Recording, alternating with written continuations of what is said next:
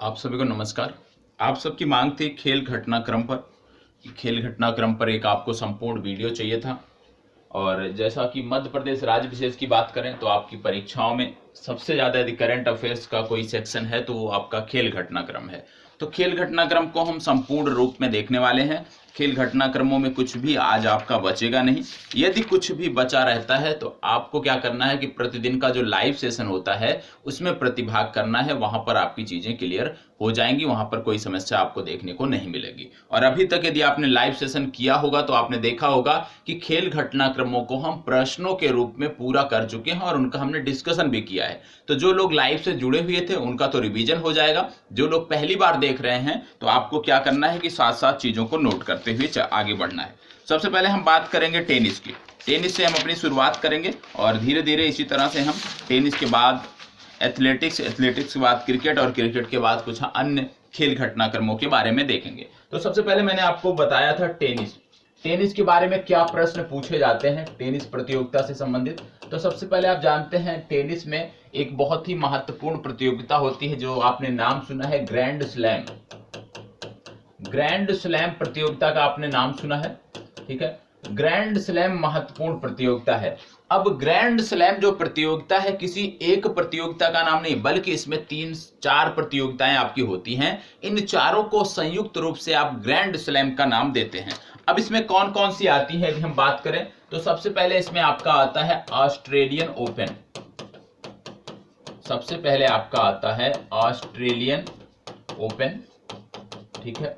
दूसरा इसमें जो आता है आपका ऑस्ट्रेलियन ओपन के बाद ये दूसरा आपका होता है फ्रेंच ओपन, ठीक है, फ्रेंच ओपन। फ्रेंच ओपन के बाद तीसरा प्रतियोगिता आपका आता है विंबलडन, विंबलडन ओपन। और विंबलडन के बाद जो आपकी अगली प्रतियोगिता आती है वो आती है यूएस ओपन, ठीक है, यूएस ओपन। अब ये 4 प्रतियोगिताएं होती हैं। इन 4 प्रतियोगिताओं को मतलब इनमें सबसे ज्यादा जो विजेता होते हैं 4 में से उनको आप बोलते हैं कि इन्होंने ग्रैंड स्लैम प्रतियोगिता जीती है। अब इसमें क्या करना है, प्रश्न में हमें ग्रैंड स्लैम नहीं पूछा जाएगा।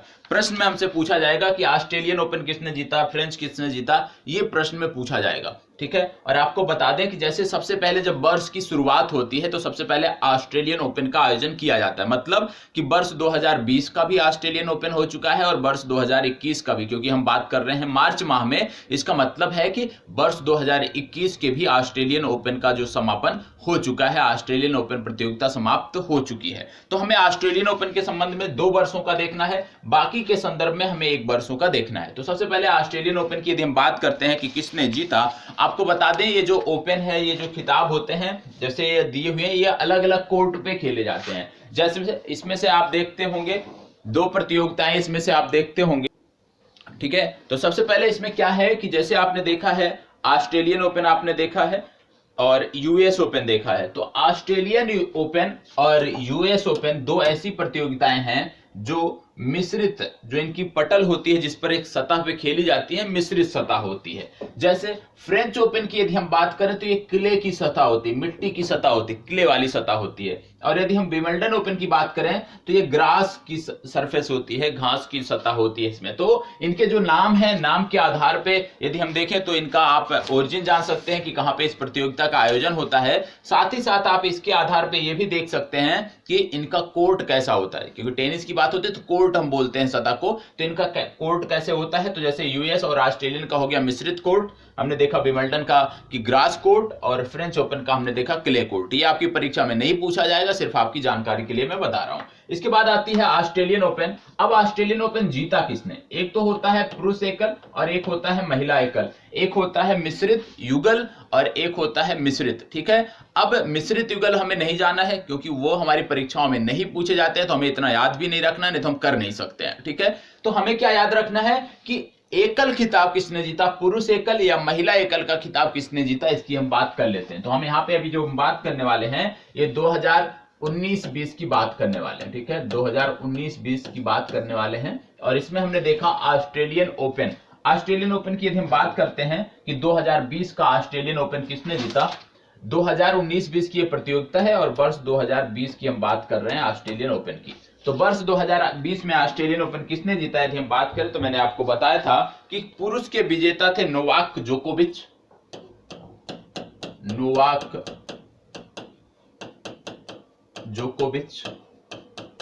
ठीक है, ये पुरुष एकल के विजेता थे ऑस्ट्रेलियन ओपन के। और यदि ऑस्ट्रेलियन ओपन के महिला एकल की विजेता की बात करें तो सोफिया केनन यहां पे विजेता थी, सोफिया केनन।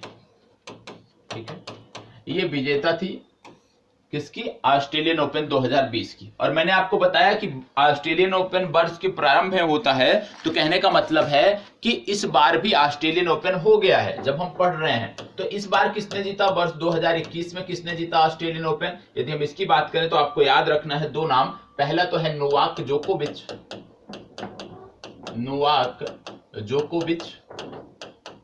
जिन्होंने 2020 में जीता, 21 में भी जीता। और इसके बाद आता है नाओमी ओसाका। ठीक है, तो आपको क्या ध्यान देना है इस प्रतियोगिता के संदर्भ में, क्योंकि ज्यादातर जो अभी तक पुस्तकें हैं उसमें 2020 की बात की गई है, 2021 का डेटा नहीं दिया है। तो आप अपनी परीक्षा में ध्यान रखेंगे कि यदि ऑस्ट्रेलियन ओपन से संदर्भित प्रश्न आया है तो ऑस्ट्रेलियन ओपन 2020 की बात हो रही है या 2021 की बात हो रही है, इसको आपको अवश्य ध्यान रखना है। 2020 की बात होती है तो आप बताएंगे कि नोवाक जोकोविच पुरुष वर्ग में, महिला वर्ग में सोफिया केनन। यदि 2021 की बात होती है तो आप बताएंगे नोवाक जोकोविच पुरुष वर्ग में, नाओमी ओसाका महिला वर्ग में, इन्होंने एक खिताब जीता है। अब ऑस्ट्रेलियन ओपन हो गया।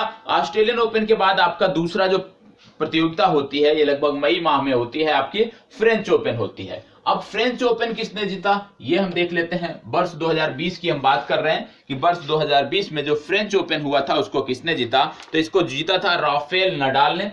पुरुष वर्ग में जीता था राफेल नडाल ने। ठीक है, महिला वर्ग में जो जीता था, इनका नाम आप याद रखिएगा, इनका नाम है ईगा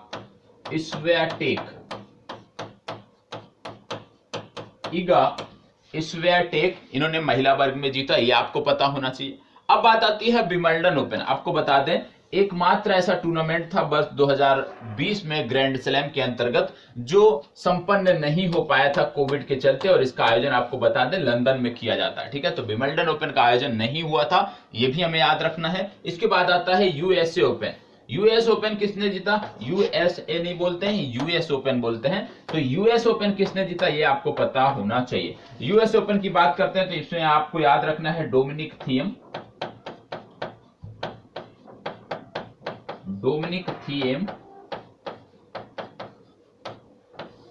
महिला वर्ग में यदि हम बात करते हैं तो यहां पे आपको याद रखना है नाओमी ओसाका।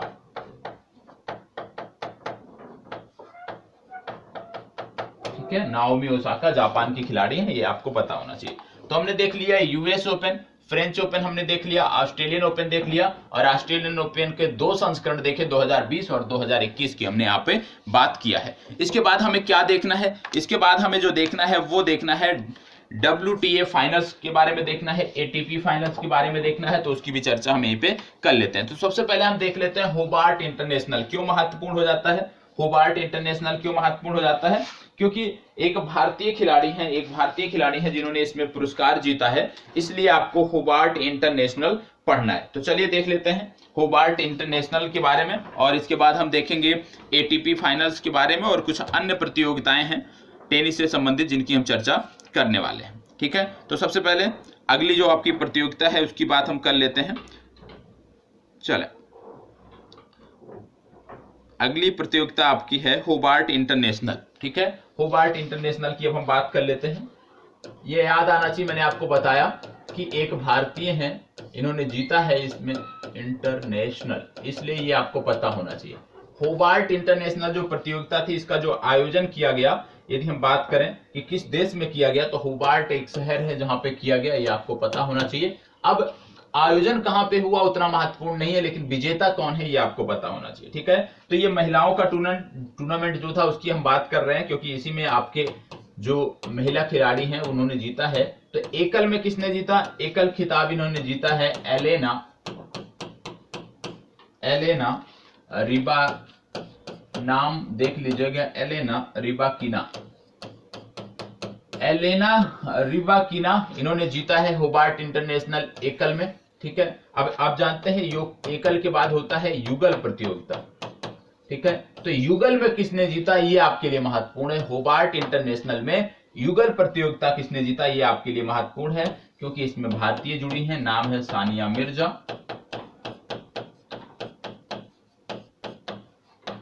सानिया मिर्जा, और दूसरा नाम आपको याद रखना है नादिया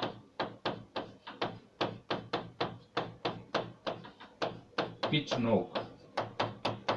ठीक है, नादिया किचनोक और सानिया मिर्जा, ये दो नाम आपको याद रखने हैं। इन्होंने युगल जो प्रतियोगिता हुई यहाँ पे होबार्ट इंटरनेशनल की, उसको जीता है। ठीक है, तो होबार्ट आपका हो गया। होबार्ट के बाद यदि हम देखें तो 1 से 2 प्रतियोगिताएं और हैं टेनिस की जो आपको पता होना चाहिए। जैसे सबसे पहले आपको इसमें पता होना चाहिए कतर ओपन। ठीक है, कतर ओपन हमें देखना है। कतर ओपन में भी एक भारतीय जुड़े हुए हैं। ठीक है, तो कतर ओपन देख लेते हैं हम। कतर ओपन, ठीक है, अब कतर ओपन की बात करते हैं तो इसमें हमें क्या याद रखना है। सबसे पहली बात कि यहाँ पे एकल जो विजेता थे, पुरुष एकल में जो विजेता थे, उनका क्या नाम है। इनका नाम है Andriy Rublev. Andriy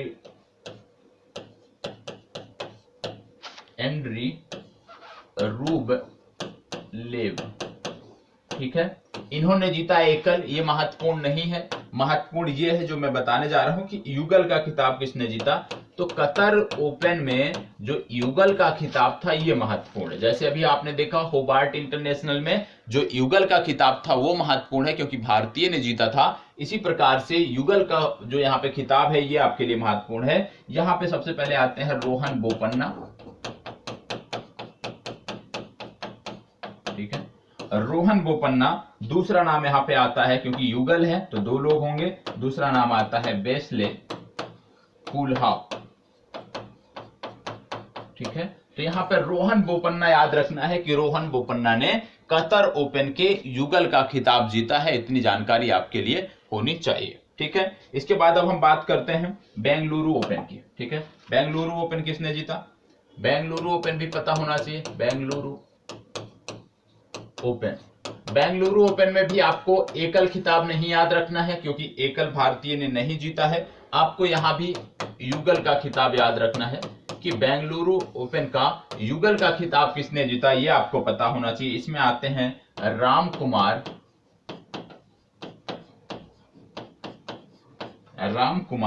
Ramanathan. Ramkumar Ramanathan ये भारतीय हैं। दूसरा इसमें आते हैं पूरव राजा। ठीक है, तो ये 2 नाम आपको याद रखने हैं, रामकुमार रामनाथन और पूरव राजा। बेंगलुरु ओपन के संदर्भ में आपको ये याद रखना है। ठीक है, तो बेंगलुरु ओपन हो गया, होबार्ट इंटरनेशनल हो गया, कतर ओपन हो गया। कतर ओपन के बाद फिर आपको जो इसमें देखना है, एक और प्रतियोगिता आपके लिए बहुत महत्वपूर्ण है, उसको हम देख लेते हैं। प्राग ओपन आप देख लीजिए। प्राग ओपन के बारे में आपको बता देता हूं क्योंकि प्राग ओपन भी महत्वपूर्ण है, भारतीय से संबंधित तो नहीं है लेकिन महत्वपूर्ण है। ठीक है, तो प्राग ओपन को देख लेते हैं कि प्राग ओपन 2020 किसने जीता। प्राग ओपन 2020, प्राग ओपन 2020 की बात करते हैं तो इसमें आपको याद रखना है सिमोना, महिला एकल का खिताब जिन्होंने जीता है सिमोना हार्लेप। ठीक है, सिमोना हार्लेप बहुत ही महत्वपूर्ण नाम है, ये आपको पता होना चाहिए। इन्होंने प्राग ओपन के एकल का खिताब जीता है। ठीक है, इतनी जानकारी आपको होनी चाहिए टेनिस के संबंध में। सबसे ज्यादा आपको कहां पे फोकस करना है टेनिस के संदर्भ में, सबसे ज्यादा आपको फोकस करना है ग्रैंड स्लैम पर। ग्रैंड स्लैम की जो प्रतियोगिताएं हुई हैं सबसे ज्यादा आपको इस पे ध्यान देना है। इनके विजेता आपको पता होना चाहिए प्रत्येक प्रतियोगिता के। होबार्ट इंटरनेशनल याद रखना है क्योंकि सानिया मिर्जा इसमें शामिल है। इसी के साथ साथ आपको कतर ओपन याद रखना है क्योंकि रोहन बोपन्ना इसमें शामिल है। और इसी के साथ साथ आपको बेंगलुरु ओपन याद रखना है क्योंकि रामकुमार रामनाथन और पूरव राजा इसमें शामिल हैं। ठीक है, प्राग ओपन को भी आप याद रख सकते हैं, सिमोना हार्लेप। इसके अतिरिक्त तो बहुत सारी प्रतियोगिताएं हैं, उतना हम याद नहीं कर सकते, हमारे लिए महत्वपूर्ण नहीं है तो हम उसकी चर्चा नहीं करेंगे। ठीक है, इसके बाद हम आ जाते हैं एथलेटिक्स पर। एथलेटिक्स आपके लिए दूसरी महत्वपूर्ण, यदि हम देखें तो दूसरा सबसे महत्वपूर्ण सेशन जो आपका है वो एथलेटिक्स का है, क्योंकि एथलेटिक्स में वर्ष भर में दर्जन भर विशेष प्रतियोगिताएं होती रहती हैं और वहां से संदर्भित प्रश्न आपसे पूछे जाते हैं। ठीक है, तो चलिए एथलेटिक्स की अब हम बात करते हैं। टेनिस हमारा समाप्त हुआ। टेनिस के बाद हम बात करने वाले हैं एथलेटिक्स। ठीक है, एथलेटिक्स की बात करने वाले हैं। और जब बात करते हैं एथलेटिक्स की तो सबसे पहले आपको पता होना चाहिए कि भारत का जो एथलेटिक्स संघ है, जिसको बोलते हैं एथलेटिक्स फेडरेशन ऑफ इंडिया, इसके अध्यक्ष अभी हाल ही में नए निर्वाचित हुए, उनको पता होना चाहिए कौन से हैं। तो भारतीय एथलेटिक्स महासंघ जो है उसके नए अध्यक्ष बने हैं। इनका नाम आपको याद रखना है, नाम है आदिले सुमारीवाला।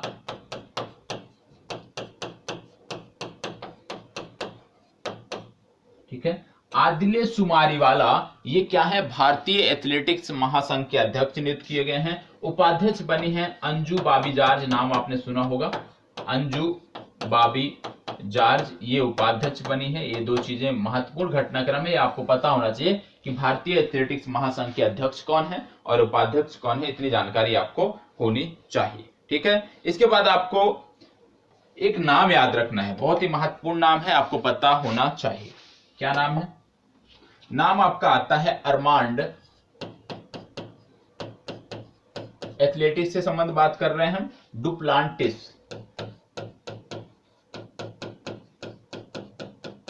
ये नाम आपको याद रखना है, यदि पूछा जाए किस खेल से जुड़े हुए हैं तो एथलेटिक्स से जुड़े हुए हैं, ये आपको पता होना चाहिए। ठीक है, एथलेटिक्स के खिलाड़ी हैं अरमांड डुप्लांटिस। क्यों महत्वपूर्ण है? क्योंकि इनको आप जानते हैं कि 18 सितंबर को एक प्रतियोगिता हुई थी और उसका नाम है पोल वाल्ट।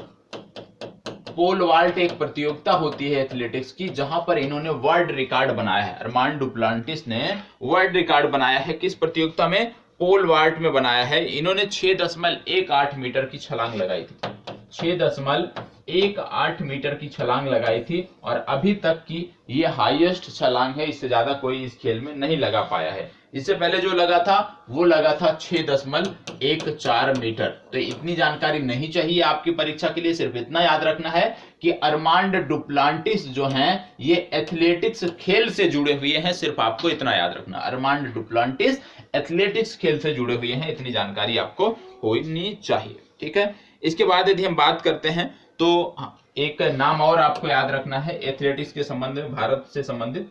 इनका नाम है गोमती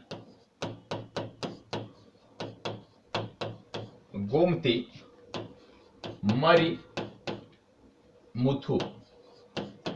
गोमती मरी मुथु, इनका नाम क्यों याद रखना है? गोमती मरी मुथु का संबंध किससे है?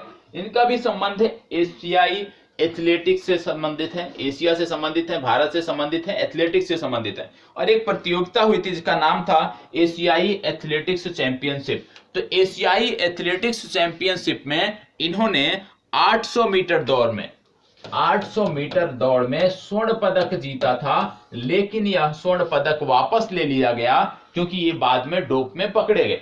तो इनका नाम याद रखना है कि गोमती मरमुथु ने एशियाई एथलेटिक्स चैंपियनशिप में स्वर्ण पदक जीता था 800 मीटर प्रतियोगिता में, लेकिन इनका पदक वापस ले लिया गया था क्योंकि ये डोप में पकड़े गए थे। तो ये नाम आपको पता होना चाहिए। ठीक है, ये नाम आपके लिए महत्वपूर्ण है, पता होना चाहिए। ठीक है, इसके बाद हम बात कर लेते हैं एथलेटिक्स की कुछ अन्य महत्वपूर्ण आयोजनों की। जैसे सबसे पहले एथलेटिक्स में मैंने आपको कुछ आयोजन पिछली कक्षाओं में भी बताए हैं लाइव में, जैसे ढाका मैराथन। ढाका, क्योंकि ढाका मैराथन मैं क्यों बता रहा हूं? क्योंकि बांग्लादेश न्यूज में है, क्योंकि अभी हाल ही में इन्होंने मुजीब बरसों के रूप में मनाया है 2020 को। ठीक है, शेख मुजीबुर रहमान की बरसी थी, तो ये महत्वपूर्ण है। तो बांग्लादेश महत्वपूर्ण है, इसलिए मैं ढाका मैराथन की बात कर रहा हूं। तो यहाँ पे ढाका जो मैराथन हुआ था, ठीक है, यदि हम बात करें ढाका मैराथन जीता किसने, तो ढाका मैराथन इसका आयोजन जो 2021 में हुआ, इसको जीता था हिचम लाकाओही। ये मैंने नाम आपको बताया था कि हिचम लाकाओही हैं, इन्होंने ढाका मैराथन को जीत लिया था और ये मोरक्को के खिलाड़ी हैं, ये नाम आपको पता होना चाहिए। तो पुरुष वर्ग में इन्होंने जीता है, ये नाम आपको याद रखना है। इसके बाद मैंने आपको दूसरी प्रतियोगिता बताई थी टाटा मुंबई मैराथन। टाटा मुंबई मैराथन ये महत्वपूर्ण है, टाटा मुंबई मैराथन। अब टाटा मुंबई मैराथन क्यों महत्वपूर्ण है ये देख लेते हैं। टाटा मुंबई मैराथन, आपको बता दें कि इसके विजेता हैं डेरारा हुरिसा, डेरारा हुरिसा, ठीक है। डेरारा हुरिसा पुरुष वर्ग में टाटा मैराथन के विजेता हैं। यदि हम पूछ लें कि डेरारा हुरिसा किस देश से संबंधित हैं, तो ये संबंधित हैं इथियोपिया से। कहां से संदर्भित हैं? इथियोपिया से। इनका नाम आपको पता होना चाहिए, डेरारा हुरिसा। इन्होंने मुंबई मैराथन को, टाटा मुंबई मैराथन को जीता था। इसके बाद आता है आपका अगला जो आता है वो आपका आ जाता है लंदन मैराथन। लंदन मैराथन, बहुत सारे मैराथन हुए हैं लेकिन जो महत्वपूर्ण है हमारी नजरों में उसकी चर्चा मैं कर रहा हूं। लंदन मैराथन की बात करें तो सूरा किताता हैं, सूरा किताता इन्होंने जीता है। तो लंदन मैराथन को जीता है सूरा किताता ने, और ये भी इथियोपिया से हैं, ठीक है। ये भी इथियोपिया के खिलाड़ी हैं, इथियोपिया के एथलीट हैं, इन्होंने इस प्रतियोगिता को जीता है, ठीक है। इसके बाद आता है चेन्नई मैराथन। चेन्नई मैराथन, अब चेन्नई मैराथन की यदि हम बात करें किसने जीता पुरुष वर्ग में, जिनका नाम है फेलिक्स रॉक, और ये हैं कीनिया के, ठीक है। तो 3 से 4 मैराथन आपने देखा ढाका मैराथन, आपने देखा टाटा मैराथन, आपने देखा लंदन मैराथन, और आपने देखा चेन्नई मैराथन। तो इनके जो विजेता हैं वो आपको पता होने चाहिए, ठीक है। अब इसमें से एक चीज और आपको याद रखना है, एक नाम बहुत ही महत्वपूर्ण है, मैं एक बार बता देता हूं। जैसे मैंने बात किया लंदन मैराथन, तो लंदन मैराथन में हमने देखा कि सूरा किताता जो हैं इन्होंने पुरुष वर्ग में जीता, लेकिन महिला वर्ग में किसने जीता, ये नाम आपके लिए महत्वपूर्ण है, इसलिए मैं बता रहा हूं, ठीक है। नाम क्या है इनका? नाम है बिग्रिड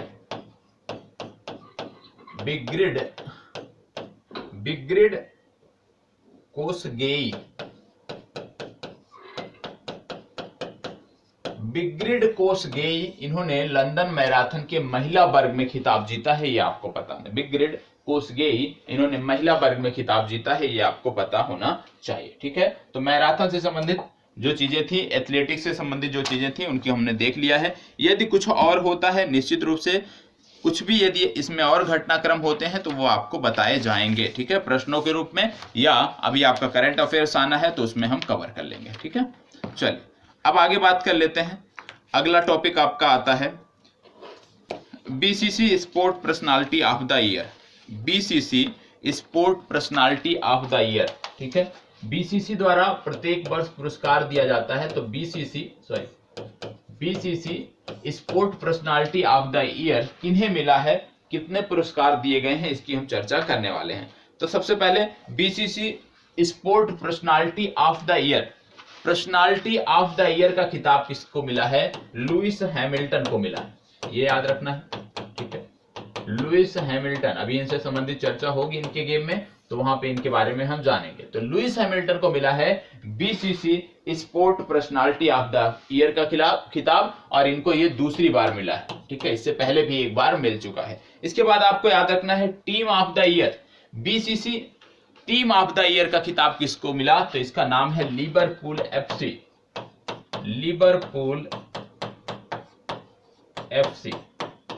ठीक है। लिवरपूल एफसी को BCC team of the year का खिताब मिला है, ये आपको पता होना चाहिए। कोच ऑफ द ईयर की यदि हम बात करें, कोच ऑफ द ईयर, तो ये मिला है जुर्गेन क्लॉप। जुर्गेन क्लॉप का नाम महत्वपूर्ण नहीं है, ये दो चीज आप याद रखिएगा। व्यक्तिगत स्तर पर कौन चुना गया है पर्सनालिटी ऑफ द ईयर, तो लुइस हैमिल्टन। टीम क्या है, world of the year team क्या है, तो वो आपकी है लिवरपूल एफसी, ये आपको पता होना चाहिए, ठीक है। तो ये दो चीज आपको पता होना चाहिए, team of the year, sport personality of the year, ये दो महत्वपूर्ण है, इसके संदर्भ में ये जानकारी आपको होनी चाहिए, ठीक है। चलिए आगे बढ़ते हैं। इसके बाद हम बात कर लेते हैं फुटबॉल से संबंधित। फीफा फुटबॉल से कुछ पुरस्कार हैं जो आपकी परीक्षाओं में पूछे जाते हैं, उनकी हम बात कर लेते हैं। सबसे पहले है the best FIFA men's player award, the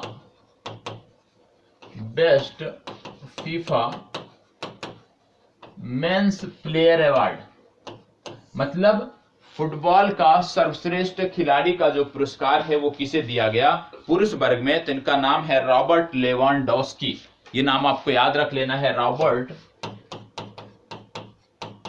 Lewandowski. ठीक है, रॉबर्ट लेवांडोव्स्की, ये नाम आपको याद रखना है। क्यों? क्योंकि इनको the best FIFA football awards में मेंस सर्वश्रेष्ठ मेंस प्लेयर का अवार्ड मिला है। यदि हम बात करें कि द सर्वश्रेष्ठ वुमेन्स प्लेयर में किसे खिताब मिला, वर्ष भर की सर्वश्रेष्ठ वुमेन्स प्लेयर कौन सी हैं, यदि हम बात करें तो इनका नाम आपको याद रखना है लूसी ब्रांज। लूसी ब्रांज, और लूसी ब्रांज की यदि हम बात करते हैं तो ये इंग्लैंड की खिलाड़ी हैं। ठीक है, लूसी ब्रांज इंग्लैंड की खिलाड़ी हैं, ये आपको पता होना चाहिए। रॉबर्ट लेवांडोव्स्की की यदि हम बात करें तो ये पोलैंड के खिलाड़ी हैं, ये आपको पता होना चाहिए। ठीक है, तो फुटबॉल से संबंधित जो प्रमुख पुरस्कार थे उसकी हमने बात कर लिया है। इसके बाद कुछ भी आपको फुटबॉल के संबंध में पुरस्कारों के संदर्भ में नहीं याद रखना है। ठीक है, अब हम बात कर लेते हैं कुछ अन्य पुरस्कारों की जो आपको पता होना चाहिए। जैसे वर्ल्ड एथलेटिक्स अवार्ड दिए जाते हैं। ठीक है, वर्ल्ड एथलेटिक्स, पहले संस्था का नाम दूसरा हुआ करता था, IAAF हुआ करता था, अब उसका नाम कर दिया गया है वर्ल्ड एथलेटिक्स। तो वर्ल्ड एथलेटिक्स द्वारा कुछ पुरस्कार दिए गए, मतलब एथलेटिक्स के क्षेत्र में सर्वश्रेष्ठ खिलाड़ियों को जो पुरस्कार दिए हैं उसकी बात हम कर रहे हैं। तो इसकी संस्था है द वर्ल्ड एथलेटिक्स, पहले इसका नाम हुआ करता था IAAF, अब इसका नाम बदल कर रख दिया गया है वर्ल्ड एथलेटिक्स। ठीक है, तो वर्ल्ड एथलेटिक्स अवार्ड की यदि हम बात करें तो world athlete of the year, world athlete of the year किसे मिला है, इनका नाम है मोंडो डुप्लांटिस। मोंडो डुप्लांटिस को world athlete of the year का खिताब मिला है वर्ल्ड एथलेटिक्स संस्था द्वारा, और ये जो इनका गेम है ये है पोल वाल्टर, इनका जो गेम है वो है पोल वाल्टर, मोंडो डुप्लांटिस। इसके बाद यदि हम बात करें world athlete of the year महिला वर्ग में किसको मिला है, तो आपको याद रखना है यूलीमार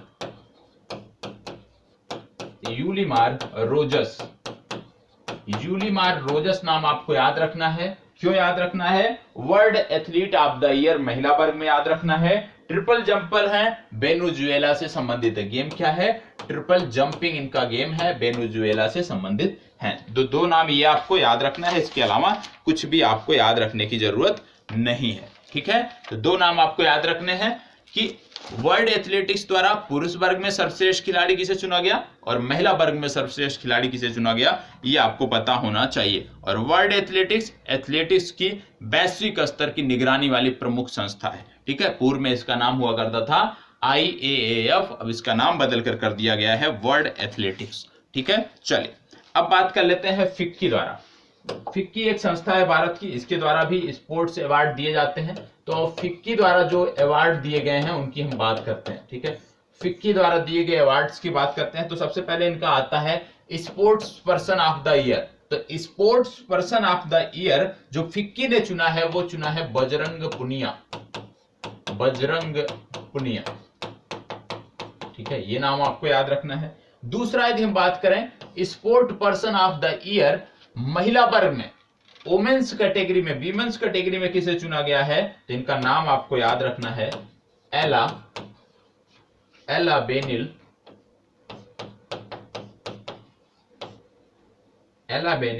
इसके बाद आपका आता है वलारी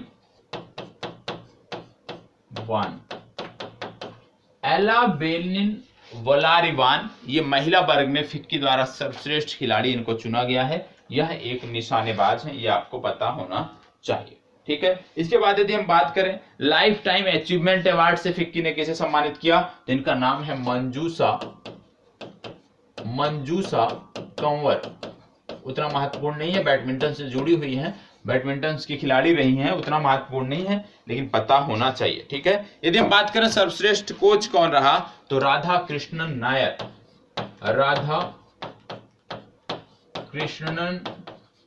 नायर, इन्होंने सर्वश्रेष्ठ कोच के रूप में फिक्की ने सम्मानित किया है, ये आपको पता होना चाहिए। ठीक है, तो इतनी जानकारी यदि आपको है तो निश्चित रूप से कोई भी समस्या आपको देखने को नहीं मिलेगी। ठीक है, तो वर्ल्ड एथलीट्स हो गया, फुटबॉल फीफा का हो गया, फीफा के बाद हमने देख लिया फिक्की के पुरस्कार, और फिक्की के पुरस्कार की बात अब हम बात करते हैं आईसीसी की। ठीक है, आईसीसी क्रिकेट के बाद बात करने वाले हैं, क्रिकेट से संबंधित पुरस्कारों की बात करने वाले हैं, क्योंकि क्रिकेट से संबंधित प्रश्न हमारे यहाँ विशेषकर जो आपके हिंदी भाषी राज्य हैं, यहाँ पे जो भी परीक्षाएं होती हैं, क्रिकेट से संबंधित पुरस्कार अवश्य पूछे जाते हैं और बहुत ज्यादा संख्या में पूछे जाते हैं।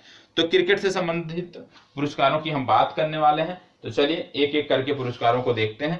सबसे पहले आप जानते हैं क्रिकेट की जब बात आती है तो अभी हाल ही में कुछ पुरस्कार दिए गए हैं क्रिकेट से संबंधित, दशक के आईसीसी अवार्ड घोषित किए गए हैं, वो हमें पता होना चाहिए। बार बार बताया हूं, आज चौथी बार बताने जा रहा हूं। ठीक है, दशक के आईसीसी अवार्ड, सबसे पहले हमने बात की आईसीसी, आपको बता दें 1909 में इसकी स्थापना हुई थी। इंटरनेशनल क्रिकेट काउंसिल इसका फुल फॉर्म है। हेडक्वार्टर इसका आपको दुबई में देखने को मिलेगा। इसके यदि हम बात करें कि वर्तमान समय में इसके चेयरपर्सन कौन है, तो इनके चेयरपर्सन जो न्यूजीलैंड से संबंधित हैं, अभी हाल ही में बने हैं, ग्रेग बार्कले, इनका नाम आपको पता होना चाहिए, ग्रेग बार्कले। ठीक है, और यहाँ पे यदि हम देखें उपाध्यक्ष कौन है, तो उस्मान ख्वाजा है, वो नाम आपको नहीं याद रखना है, सिर्फ इतना याद रखिए ग्रेग बार्कले आईसीसी के चेयरपर्सन हैं। अब इसमें पुरस्कार जो दिए गए हैं उनकी हम बात कर लेते हैं। सबसे पहले दशक के सर्वश्रेष्ठ खिलाड़ी, या इसी को बोलते हैं sir Garfield Sobers trophy.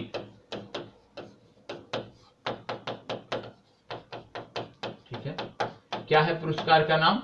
Sir Garfield Sobers trophy, या दशक के सर्वश्रेष्ठ खिलाड़ी, मतलब ओवरऑल कैटेगरी में पूरे दशक का सर्वश्रेष्ठ खिलाड़ी कौन रहा, या आपसे पूछा जाए सर गारफील्ड सोबर्स ट्रॉफी के विजेता कौन रहे, तो याद रखना है विराट कोहली। ठीक है, ओवरऑल सभी, चाहे T20 हो, टेस्ट हो, वनडे हो, ओवरऑल कैटेगरी जो बनाई गई उसमें विराट कोहली टॉप पे हैं। लेकिन यदि हम बात करें एक एक कैटेगरी की, तो यदि हम टेस्ट की बात करें तो टेस्ट में आपके आते हैं स्टीव स्मिथ। ठीक है, यदि हम T20 की बात करें तो आते हैं राशिद खान। ठीक है, यदि हम ओडीआई की बात करें, वनडे की बात करें, तो आते हैं विराट कोहली। ठीक है, ये आपको पता होना चाहिए। यदि हम महिला वर्ग की बात करें, महिला वर्ग में कौन सी हैं, तो महिला वर्ग में आपको एक नाम याद रखना है, वो आपके लिए महत्वपूर्ण है। क्या नाम है? Ellyse Perry. सिर्फ एक नाम याद रखिएगा, सभी में यही नंबर 1 है। एलिसे पेरी ऑस्ट्रेलिया के खिलाड़ी हैं, इनका नाम आपको याद रखना है कि यही आपके T20 में सर्वश्रेष्ठ खिलाड़ी हैं, यही आपके वनडे में सर्वश्रेष्ठ खिलाड़ी हैं, क्योंकि महिलाओं का टेस्ट क्रिकेट नहीं होता है। तो एलिसा पेरी का नाम आपको याद रखना है। अब कुछ और चीजें हैं विशेषकर क्रिकेट के संदर्भ में, उनकी चर्चा हम कर लेते हैं। जैसे कि सबसे पहले ये प्रतियोगिताएं आपने देख लिया, 4 पुरस्कार आपने देख लिया। अब जैसे बहुत सारी प्रतियोगिताएं भारत में हुई हैं, बहुत सारी ट्रॉफियां भारत में हुई हैं, तो सबसे पहले जो आपके लिए महत्वपूर्ण है वो आपका है रणजी ट्रॉफी, क्योंकि इस बार रणजी ट्रॉफी का आयोजन नहीं हो रहा है। और रणजी ट्रॉफी आपको पता होना चाहिए कि पिछली जो रणजी ट्रॉफी हुई थी किसने जीता था। ठीक है, तो रणजी ट्रॉफी इस बार आयोजन नहीं हो रहा है कोविड के चलते, और पिछली बार जो आयोजन हुआ था रणजी ट्रॉफी का, इसका विजेता था सौराष्ट्र। ठीक है, सौराष्ट्र इसका विजेता था, और सौराष्ट्र ने पहली बार रणजी ट्रॉफी जीती थी, ये आपको पता होना चाहिए। किसको हराया था? इन्होंने बंगाल को, पश्चिम बंगाल को हराया था, ये आपको पता होना चाहिए। ठीक है, इसके बाद आपको, क्योंकि मध्य प्रदेश से संदर्भित हम देख रहे हैं, तो आपको एक जानकारी और पता होना चाहिए कि यदि आपसे पूछा जाए कि मध्य प्रदेश का वह कौन सा रणजी प्लेयर है जिसने अपने पहले ही मैच में पहले ही ओवर में हैट्रिक लिया है, तो ये याद रखना है आपको, रवि यादव। मध्य प्रदेश की तरफ से खेलते हैं, मध्य प्रदेश टीम की तरफ खेलते हैं रवि यादव, मध्य प्रदेश रणजी टीम की तरफ से, और इन्होंने अपने पदार्पण मैच में ही पहले ही ओवर में हैट्रिक लिया था, ये आपको पता होना चाहिए। रवि यादव पूछा जाए किस खेल से जुड़े हुए हैं, तो आपको जवाब देना है क्रिकेट। ठीक है, इंदौर से संबंधित है, इंदौर में इन्होंने शुरुआत किया था अपने कैरियर की, ये आपको पता होना चाहिए। अब इसके बाद आता है सैयद मुश्ताक अली ट्रॉफी। दूसरा जो महत्वपूर्ण ट्रॉफी है वो आता है सैयद मुश्ताक अली ट्रॉफी। सैयद मुश्ताक अली ट्रॉफी। ये किसने जीता? क्रिकेट की बात कर रहे हैं अभी हम सारी, ठीक है। तो सैयद मुश्ताक अली ट्रॉफी की यदि हम बात करें तो इसको जीता है कर्नाटक ने, ठीक है। सैयद मुश्ताक अली ट्रॉफी जीता है कर्नाटक ने। इसके बाद एक और महत्वपूर्ण आता है देवधर ट्रॉफी।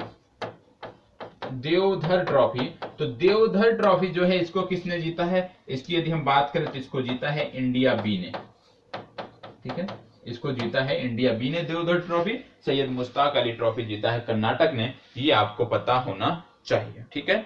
इसके बाद फिर आगे बात कर लेते हैं। यदि हम पूछें कि आगामी T20 विश्व कप कहां पे होगा, तो आगामी T20 विश्व कप का जो आयोजन होना है वो यदि हम देखें तो भारत में होगा, ये आपको पता होना चाहिए, ठीक है। आगामी T20 का आयोजन जो है भारत में होगा। इसके बाद हम बात कर लेते हैं आयोजनों को, तो अभी हम आगे देख लेंगे कि कौन कौन से आयोजन है। इसके बाद यदि हम बात कर लें कुछ अन्य चीजों की, तो सबसे पहले आपको पता होना चाहिए आईपीएल के बारे में। आईपीएल के बारे में यदि हम देखें कि आईपीएल किसने जीता, तो आप जानते हो कि आईपीएल का जो फाइनल था वो दिल्ली कैपिटल्स और मुंबई के बीच खेला गया था, और इस बार यदि हम देखें तो दिल्ली कैपिटल्स को 5 विकेट से हराया था, ठीक है। मुंबई इंडियंस ने जो है दिल्ली कैपिटल को 5 विकेट से हराकर आईपीएल का खिताब जीता था, और मुंबई इंडियंस सबसे ज्यादा 5 बार आईपीएल ट्रॉफी जीतने वाली टीम बन गई है, ये आपको पता होना चाहिए, ठीक है। 13वां संस्करण जो आईपीएल का हुआ था 2020 में, उसकी बात हम यहाँ पे कर रहे हैं। इसके बाद आगे बढ़ते हैं और अगला देखते हैं। अगला आपका क्रिकेट से संबंधित कुछ चीजें और हैं, जैसे हॉल ऑफ फेम। एक होता है हॉल ऑफ फेम, ये पता होना चाहिए, क्रिकेट से संबंधित है। कई सारे भारतीय लगातार अलग अलग समयों में हॉल ऑफ फेम में जोड़े जाते रहे हैं, इसलिए हॉल ऑफ फेम आपको पता होना चाहिए, ठीक है। अब इसमें यदि हम देखें तो इसकी शुरुआत 2009 में की गई थी। अब तक 93 खिलाड़ी हॉल ऑफ फेम में पूरे विश्व के शामिल हो चुके हैं। भारत के कौन कौन से खिलाड़ी हैं जो हॉल ऑफ फेम में अभी शामिल हुए हैं, तो अभी हाल ही में सचिन तेंदुलकर शामिल हुए हैं, ठीक है। Sachin Tendulkar hall of fame में अभी हाल ही में शामिल हुए हैं 2019 में। यदि हम पूछे सचिन तेंदुलकर से पहले और कौन से खिलाड़ी हैं भारत के, तो सबसे पहले आपको याद रखना है बिशन सिंह बेदी। बिशन सिंह बेदी, बिशन सिंह बेदी के बाद आपको याद रखना है कपिल देव। कपिल देव के बाद आपको याद रखना है सुनील गावस्कर। सुनील गावस्कर के बाद आपको याद रखना है अनिल कुंबले, ठीक है। अनिल कुंबले के बाद राहुल द्रविड़ और अब सचिन। तो टोटल भारत के अभी यदि हम देखें तो 1 2 3 4 5 6 खिलाड़ी हैं जो हॉल ऑफ फेम में जगह बना चुके हैं। लेटेस्ट है सचिन तेंदुलकर, उनसे पहले राहुल द्रविड़ को जगह मिली थी, राहुल द्रविड़ से पहले अनिल कुंबले और उससे पहले सुनील।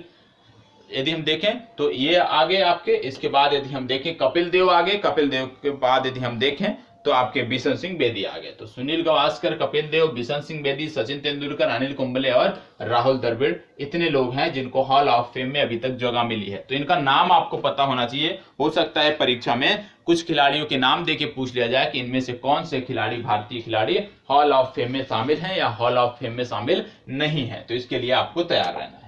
इसके बाद आपको जानना है कि अभी हाल ही में 2 भारतीय महिला अंपायर हैं जिनको आईसीसी के जो पैनल है उसमें शामिल किया गया। तो ये कौन सी हैं? पहला है जननी नारायण, जननी नारायणन, ठीक है। दूसरा यदि हम बात करें तो दूसरा नाम आता है बृंदरा राठी। ये 2 नाम आपको याद रखना है। क्यों याद रखना है? क्योंकि ये 2 भारतीय अंपायर हैं जिनको आईसीसी का जो एलीट पैनल है उसमें शामिल किया गया है, ठीक है। अब अंतरराष्ट्रीय पैनल में शामिल किया गया है तो निश्चित रूप से जो अंतरराष्ट्रीय मैच होंगे उसमें अब ये दोनों अंपायरिंग करते हुए देखी जाएंगी। तो जननी नारायणन और बृंदा राठी, ये 2 नाम आपको याद रखने हैं भारतीय अंपायरों के संदर्भ में। इसके बाद यदि हम देखें, आगे बढ़ते हैं तो आप देखेंगे क्रिकेट से संबंधित यदि हम कुछ बात करें तो कुछ चीजें और हैं जो आपको पता होना चाहिए क्रिकेट से संबंधित। कई सारी अन्य प्रतियोगिताएं थी क्रिकेट से संबंधित जिसके बारे में हमने पूर्व में भी बात किया है, ठीक है। लेकिन ज्यादातर जो अवार्ड वाली बात थी वो हमने कर लिया है, ठीक है। तो वो आपको पता होना चाहिए कि जो आपके अभी हाल ही में दशक के सर्वश्रेष्ठ खिलाड़ियों के अवार्ड दिए गए हैं, किनको दिए गए हैं, हॉल ऑफ फेम में कौन से शामिल हैं, आगामी आयोजन कहाँ पे होगा। यदि इतनी जानकारी आपके पास है तो क्रिकेट से संबंधित आपका प्रश्न गलत नहीं होगा। ठीक है, इसके बाद अब हम आगे बात करते हैं। क्रिकेट के बाद हम बात कर लेते हैं फार्मूला 1 रेसिंग की। ठीक है, फार्मूला 1 रेसिंग के संदर्भ में मैंने आपको बताया था, इसलिए ज्यादा बताने की जरूरत नहीं है। ठीक है, फार्मूला 1 रेसिंग,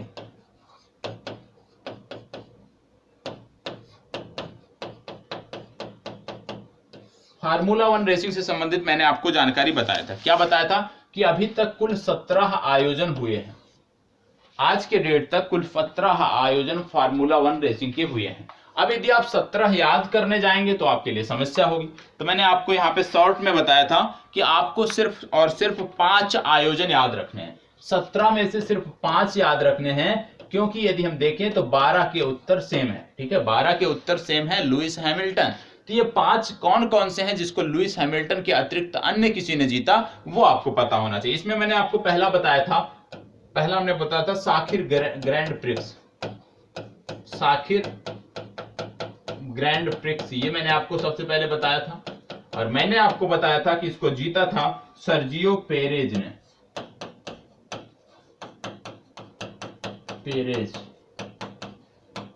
सर्जियो पेरेज ने इसको जीता था। इसके बाद मैंने आपको बताया था रशियन ग्रैंड प्रिक्स, रशियन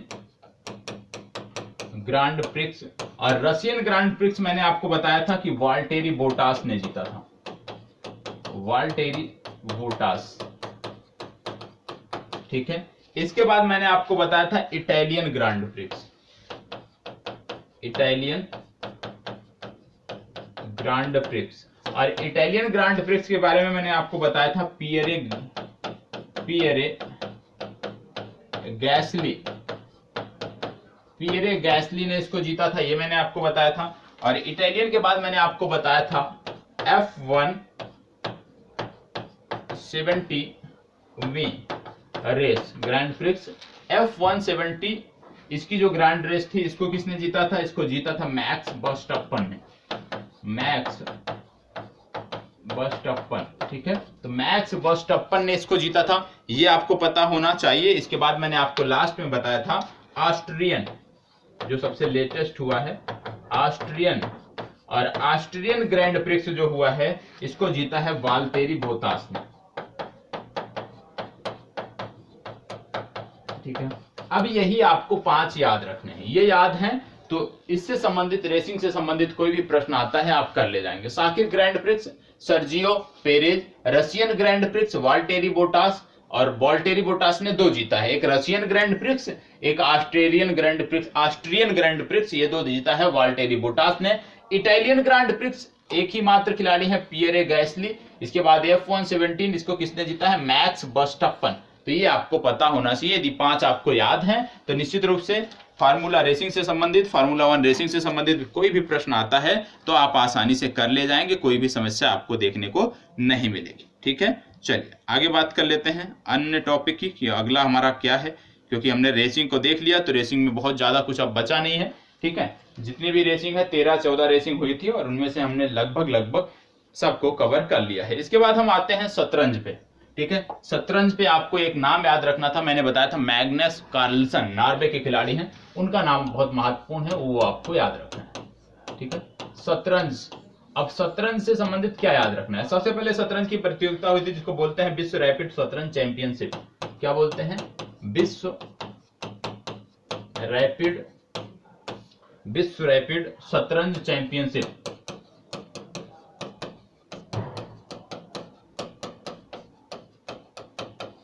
विश्व रैपिड शतरंज चैंपियनशिप। अब बात आती है विश्व रैपिड शतरंज चैंपियनशिप किसने जीता, तो पुरुष वर्ग और महिला वर्ग दोनों याद रखना है।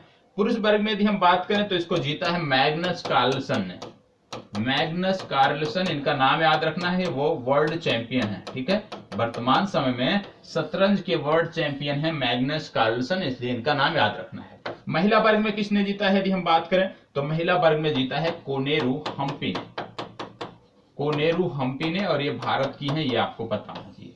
तो महिला वर्ग में कोनेरू हम्पी ने, पुरुष वर्ग में किसने जीता है वो आपको पता होना चाहिए। ठीक है, तो विश्व रैपिड शतरंज चैंपियनशिप पुरुष वर्ग में जीता मैग्नस कार्लसन ने, महिला वर्ग में जीता कोनेरू हम्पी ने। इतनी बेसिक जानकारी है जो आपको पता होना चाहिए। और यहाँ पे मैग्नस कार्लसन वर्तमान समय में वर्ल्ड चैंपियन है, विश्व चैंपियन है, ये भी आपको पता होना चाहिए। ठीक है, यदि हम बात करें महिलाओं की विश्व चैंपियनशिप जो हुई थी उसको किसने जीता, तो महिलाओं की जो विश्व चैंपियन होती है उसको जीता था जू बेन चुन ने। उतना महत्वपूर्ण नहीं है इसलिए मैं इसको नहीं बता रहा हूं, जू बेन चुन ने।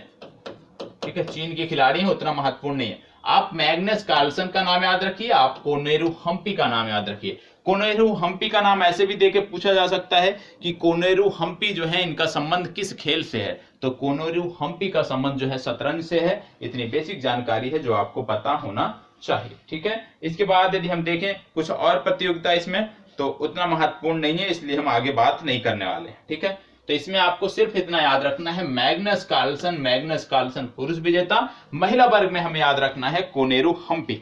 ठीक है, चलिए आगे बात कर लेते हैं। अब अगला जो आपका आता है फुटबॉल से संबंधित पुरस्कारों की हमने बात कर ही लिया है, तो फुटबॉल से संबंधित पुरस्कारों की अब हम बात नहीं करेंगे।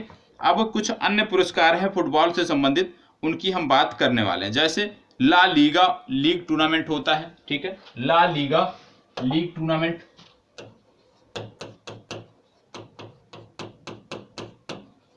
League tournament.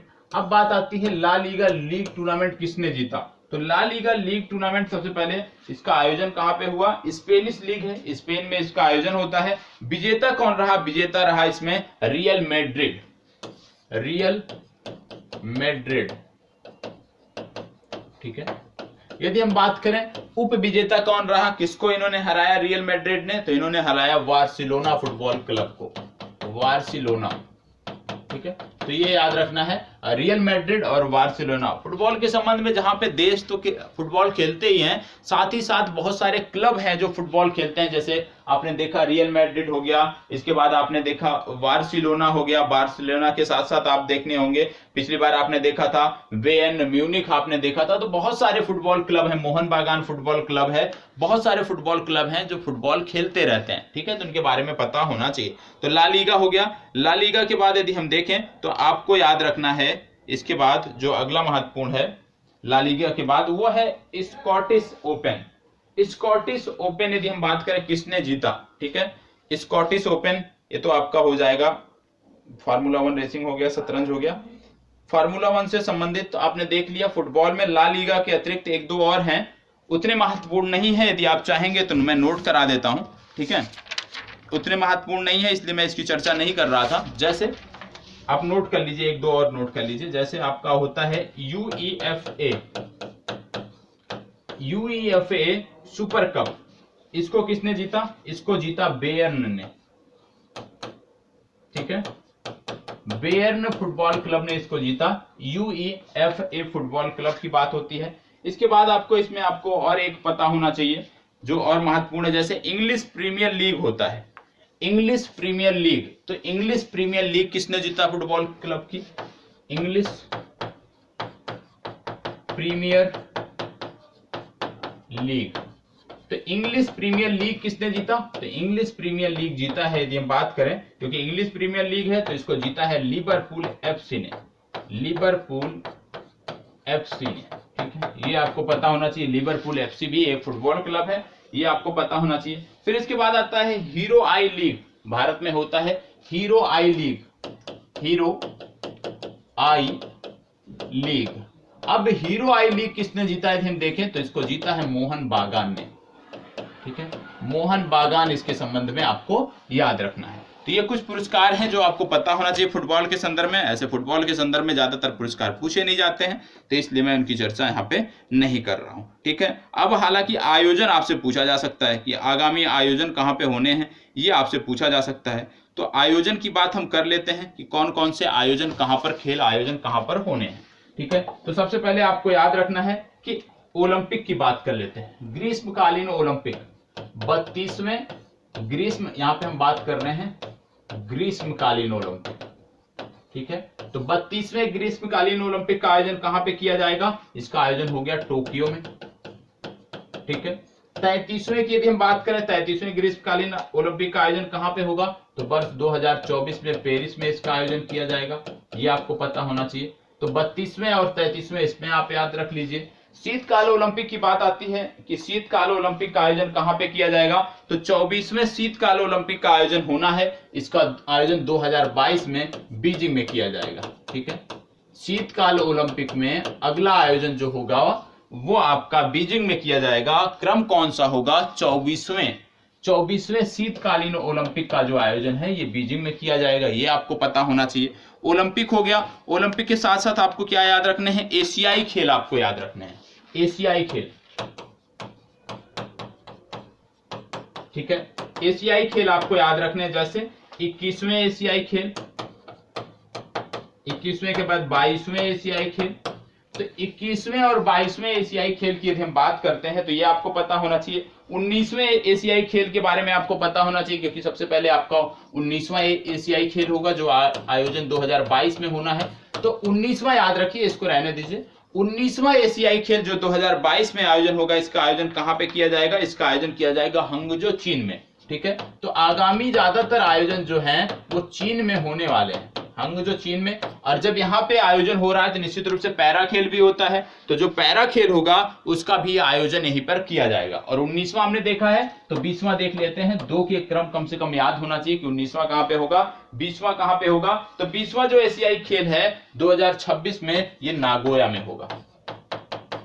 ठीक है, 19वां 2022 में हंगजो चीन में, 20वां नागोया में 2026 में, ये जानकारी आपको होनी चाहिए। ठीक है, तो एशियाई खेल हमने देख लिया। एशियाई खेल के बाद हमने देख लिया ग्रीष्मकालीन ओलंपिक, हमने देखा शीतकालीन ओलंपिक, हमने देखा। अब बात कर लेते हैं राष्ट्रमंडल खेलों की। ठीक है, तो 22वें राष्ट्रमंडल खेलों का आयोजन होने जा रहा है।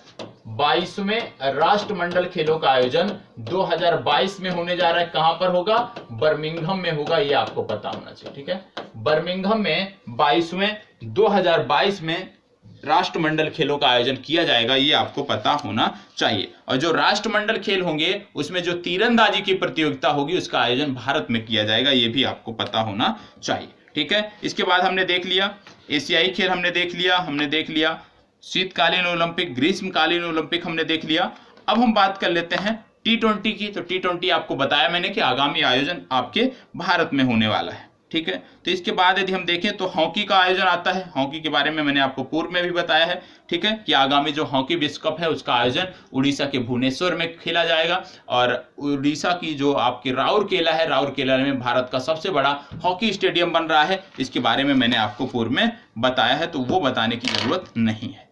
ठीक है, चलिए आगे बात कर लेते हैं। और क्या टॉपिक आपका इसमें बचा हुआ है, क्या छूटा हुआ है। यदि कुछ छूट जाता है तो वो आपको लास्ट में बता दिया जाएगा। मतलब अभी आपका करंट अफेयर्स आना है, ये तो आपका सिर्फ खेल घटनाक्रम से संबंधित करंट अफेयर्स हो रहा है। आगामी जो करंट अफेयर्स आएगा उसमें यदि कुछ छूटा रहेगा तो वहां पे आपका कवर कर देंगे। यदि वहां पे नहीं कवर हो पाता है तो आपका डेली का जो आपका लाइव सेशन चल रहा है उस लाइव सेशन में इसकी चर्चा की जाएगी। ठीक है, तो सबसे पहले हम बात कर लेते हैं, एक और महत्वपूर्ण खेल है जिसको बोलते हैं बिलियर्ड्स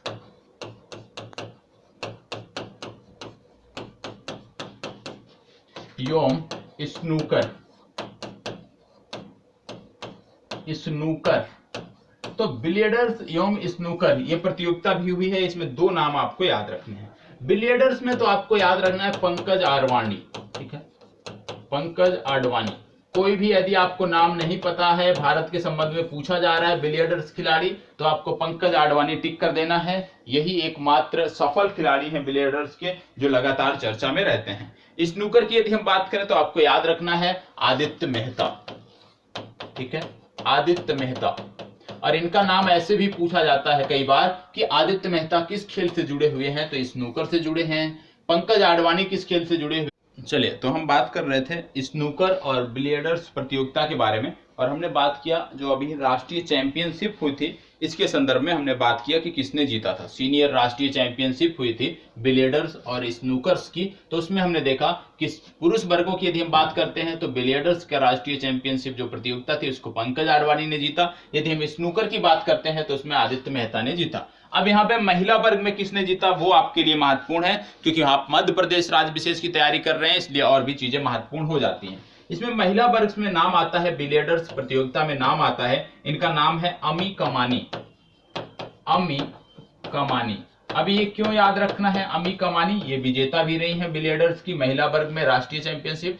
इनका नाम क्यों याद रखना है? क्योंकि ये मध्य प्रदेश से संदर्भित हैं और मध्य प्रदेश की आप तैयारी कर रहे हैं या अन्य किसी राज्य विशेष की आप तैयारी कर रहे हैं तो वहां पे चीजें और महत्वपूर्ण हो जाती हैं। तो अमी कमानी जो एमपी से संबंधित है, इनका नाम आपको याद रखना है। इसी के साथ साथ आपको बता दें कि यहाँ पे स्नूकर जो जीता है उनका नाम है विद्या पिल्लई।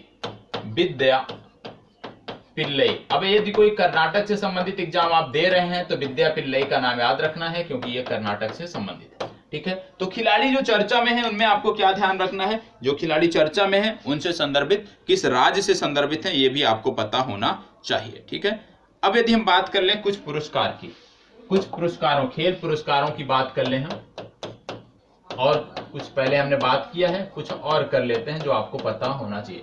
खेल पुरस्कारों की हम चर्चा कर रहे हैं। सबसे पहले एक पुरस्कार होता है बैलन डी'ओर। बैलन डी'ओर।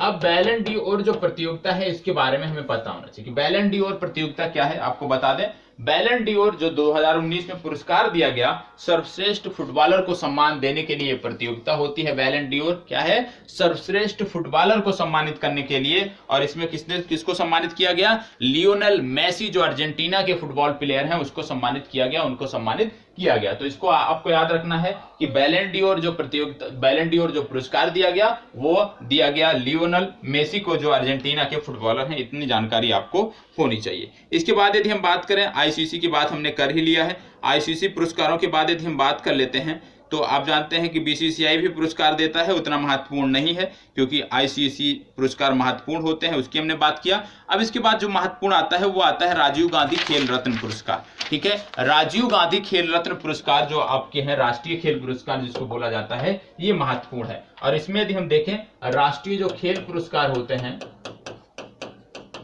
राष्ट्रीय खेल पुरस्कार, ये आपके लिए महत्वपूर्ण है।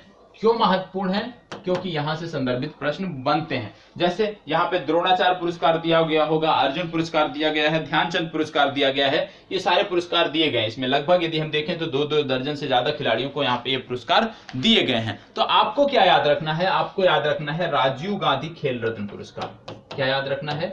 राजीव गांधी खेल रत्न पुरस्कार। अब राजीव गांधी खेल रत्न पुरस्कार की बात करते हैं तो सबसे पहले बात आती है कि राजीव गांधी खेल रत्न पुरस्कार कितने लोगों को मिला। तो इस बार जो राजीव गांधी खेल रत्न पुरस्कार मिला है वो कुल 5 लोगों को मिला और ये 5 लोग आपके लिए महत्वपूर्ण हैं। कैसे कैसे मिला? सबसे पहला मिला रोहित शर्मा को। किसको? रोहित शर्मा। दूसरा नाम महत्वपूर्ण है मरियप्पन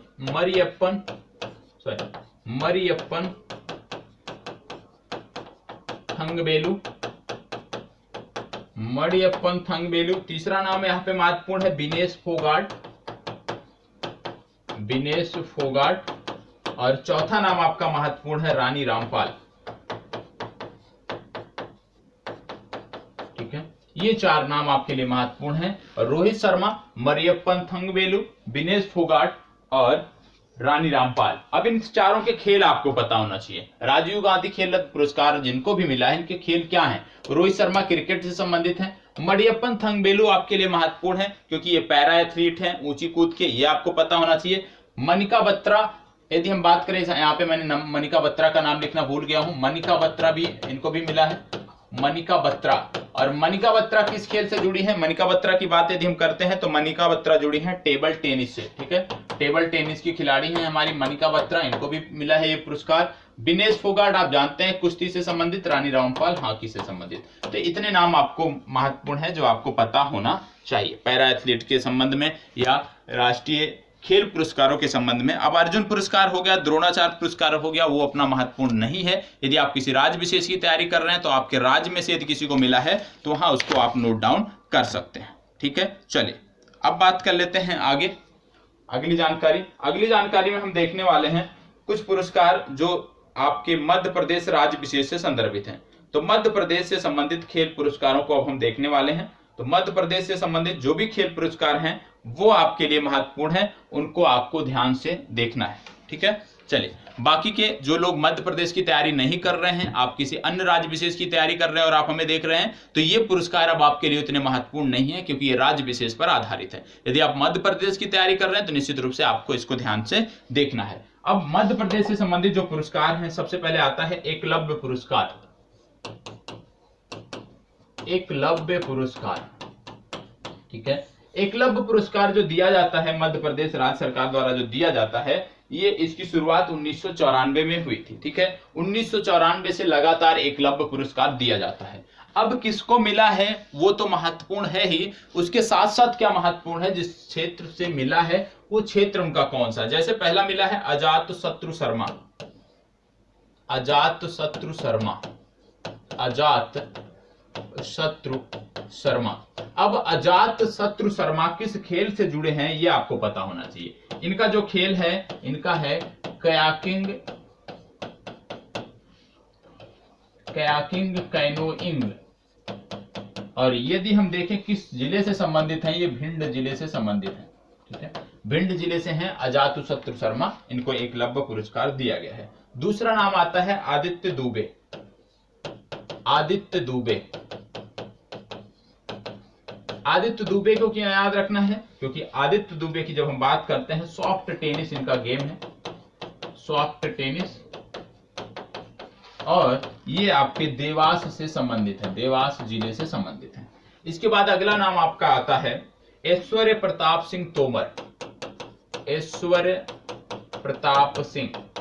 और ऐश्वर्य प्रताप सिंह की यदि हम बात करते हैं तो ये संबंधित हैं शूटिंग से, और ये संबंधित हैं खरगोन से, ठीक है। इसके बाद यदि हम बोले गार्गी सिंह परिहार, गार्गी सिंह परिहार, गार्गी सिंह परिहार, और गार्गी सिंह परिहार कराटे से संबंधित हैं, ये संबंधित हैं भोपाल, ठीक है। तो इसी तरह से कुछ और है, मैं नाम बोल देता हूं, आप नोट कर लीजिएगा। जैसे अंशिता पांडे, अंशिता पांडे इनका जो खेल है वो है उसु, बुसु बोलते हैं, ठीक है। और ये जबलपुर से संबंधित हैं, ठीक है। अंशिता पांडे हो गया, बुसु जबलपुर से संबंधित। इसके बाद आता है परम पदम बिरथरे, क्या नाम है, परम पदम बिरथरे, परम पदम बिरथरे। इनकी यदि हम बात करें, ये तैराकी से संबंधित हैं, खेल इनका तैराकी है और ये इंदौर से संदर्भित हैं। इसके बाद आता है शंकर पांडे, शंकर पांडे नाम आता है, ये इनका खेल है फेसिंग और ये भोपाल से संबंधित हैं, ठीक है। इसके बाद आपके लिए महत्वपूर्ण है अछत जोशी, अछत जोशी महत्वपूर्ण नाम है। अछत जोशी घुड़सवारी से संबंधित हैं और उज्जैन से संबंधित हैं, घुड़सवारी क्षेत्र है और उज्जैन से संबंधित है, ठीक है। इसके बाद आपको जो याद रखना है, अछत जोशी के बाद अनुषा कुटुंबले, अनुषा कुटुंबले। और अनुषा कुटुंबले जो हैं ये टेबल टेनिस से संबंधित हैं, इंदौर से हैं। अनुषा कुटुंबले ये टेबल टेनिस से संबंधित हैं और इनका जो शहर है वो है इंदौर, ठीक है। इसके बाद बात आता है प्रियांशु राजावत, प्रियांशु राजावत, और इनका संबंध है बैडमिंटन से, ये धार जिले से संबंधित हैं, बैडमिंटन धार जिले से संबंधित हैं, ठीक है। इसके बाद आता है गोविंद बैरागी, गोविंद बैरागी, और इनका जो गेम है वो है सैलिंग, गोविंद बैरागी सैलिंग इनका गेम है, ये आपको पता होना चाहिए, राजगढ़ से संबंधित हैं, ठीक है। इसके बाद आता है शिवांगनी शर्मा, शिवांगनी शर्मा सॉफ्ट बॉल से संबंधित हैं, टीकमगढ़ से संबंधित हैं, सॉफ्ट बॉल गेम है, टीकमगढ़ इनका क्षेत्र है, ठीक है।